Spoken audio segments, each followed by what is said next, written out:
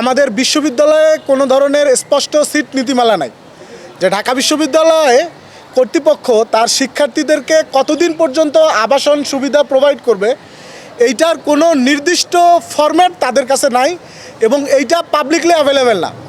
তো এই জন্য বিশ্ববিদ্যালয় প্রশাসন তাদের ইচ্ছে মতো যখন তখন কাউকে সিট দিতে পারে, যখন তখন যে কোনো কিছু করতে পারে। তো সেই জায়গা থেকে আমরা ডাকসুর নির্বাচিত প্রতিনিধিবৃন্দ এবং হল সংসদের প্রতিনিধিবৃন্দরা আমরা 8 মার্চ 2026-এ বিশ্ববিদ্যালয় প্রশাসনের কাছে এরকম একটা স্পষ্ট সিট নীতিমালা চাই।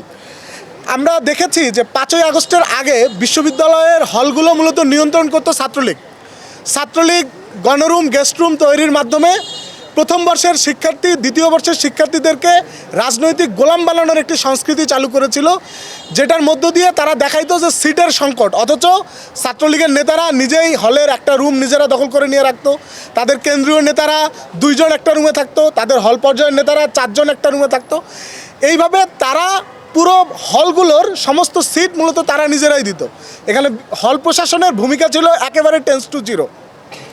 আমরা 5ই আগস্টের বিপ্লব পরবর্তী সময়ে দেখেছি যে এই যে বিশ্ববিদ্যালয়ের একটা লিমিটেড ক্যাপাসিটি নিয়েও কিভাবে একটা সুন্দর সিস্টেম তৈরি করা যায়, কিভাবে প্রথম বর্ষের শিক্ষার্থীদেরকে দ্বিতীয় বর্ষের শিক্ষার্থীদেরকে যথাযথভাবে সিট দেওয়া যায়। এমনকি ডাকসুর পরবর্তী সময়েও একটা সেশন এসেছিল 24-25 সেশন, সেই সেশনটিকেও বৈধভাবে আমরা সিট নিশ্চিত করতে পেরেছিলাম। কিন্তু 25-26 সেশন আসার পরে আমরা দেখতে পাচ্ছি যে বিশ্ববিদ্যালয় প্রশাসনের একটা গাফিলতি। তারা এখানে পুনঃভর্তি যারা রিয়াড এবং যারা অভর্তি তাদেরকেও হলে সিট দেওয়ার জন্য চেষ্টা করছে। বিভিন্ন হল, বিশেষ করে FH হল, অমর একুশে হল, শহীদুল্লাহ হলে, তারপরে মুজিব হলে 2003-4 সেশন, 4-5 সেশন, 5-6 সেশনেরও কাউকে বিশেষ বিবেচনায় সিট দেওয়া হয়েছে। মানে 2025-26 সেশনের শিক্ষার্থীদের তখন জন্মই হয় নাই যখন তারা বিশ্ববিদ্যালয়ে ফার্স্ট ইয়ারে ভর্তি হয়েছে, এইরকম কাউকেও সিট দেওয়া হয়েছে।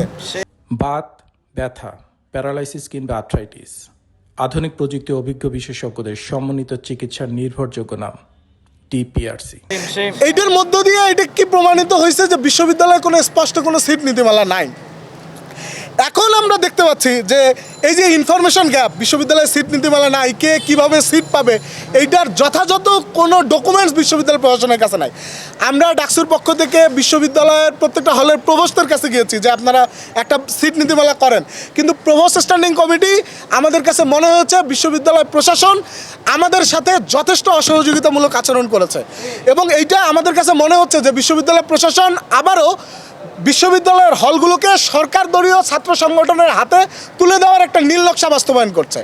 তারা যখন রিঅ্যাডমিশনের জন্য আর 2-3 বার করে যখন অনার্সে ভর্তির জন্য যখন তারা 2-3 বার রিঅ্যাডমিশনের সুযোগ দিচ্ছে, মাস্টার্সে যখন একবার করে সুযোগ দিচ্ছে, এর মাধ্যমে তৈরি হচ্ছে যে একটা বিশ্ববিদ্যালয়ের শিক্ষার্থীরা তারা নিজেদের মতো করে কেউ মাস্টার্সে পরীক্ষা দিচ্ছে না, কেউ অনার্সে ইচ্ছে করে ফাইনাল ইয়ারের পরীক্ষা দিচ্ছে না, এর মাধ্যমে সে তার আবাসিক যে সুবিধা এটা বজায় রাখছে। কিন্তু এইটা তো নিয়ম হতে পারে না। সে যখন কোনো কারণে রিয়াড নিচ্ছে তাকে তো একটা পানিশমেন্ট ফেস করতে হতে হবে, তা না হলে তো এটা 25-26 সেশন 24-25 শিক্ষার্থীর সেশনের সাথে জাস্টিস হবে না। আমরা তো জাস্টিস নিশ্চিত করতে চাই যে সেখানে সে পুনর্ভর্তি নিতেই পারে তার যে কোনো কারণে, কিন্তু সে যদি এই আবাসিক সুবিধা সহ পায় তার মানে এইটা বিশ্ববিদ্যালয়ের হলগুলোকে পুনরায় এই যে আদুভাই সংস্কৃতি চালু হবে। আমরা বিশ্ববিদ্যালয় প্রশাসনের কাছে, হল প্রশাসনের কাছে এবং প্রভোস্ট স্ট্যান্ডিং কমিটির কাছে আমরা আমাদের দাবিগুলো যথাযথভাবে বারবার তুলে ধরেছি, কিন্তু তাদের এই অসহযোগিতা আমাদের কাছে এইটাই প্রতীয়মান করছে যে আবার না বিশ্ববিদ্যালয়গুলো ক্ষমতাসীন ছাত্র সংগঠনের দ্বারা নিয়ন্ত্রিত হয়। বিশ্ববিদ্যালয় হলের সিটগুলো ক্ষমতাসীন ছাত্র সংগঠন নিজেদের ইচ্ছে মতো তাদের ছোটো ভাই বড় ভাইয়ের কাছে এই হলের সিটগুলো দেয়। এভাবেই গণরুম গেস্ট রুম, এভাবেই রাজনৈতিক গোলাম বানানোর সংস্কৃতি তৈরি হয়, যেই সংস্কৃতিটা আমরা 24-এর 16 জুলাইয়ে কবর দিয়ে এসেছিলাম।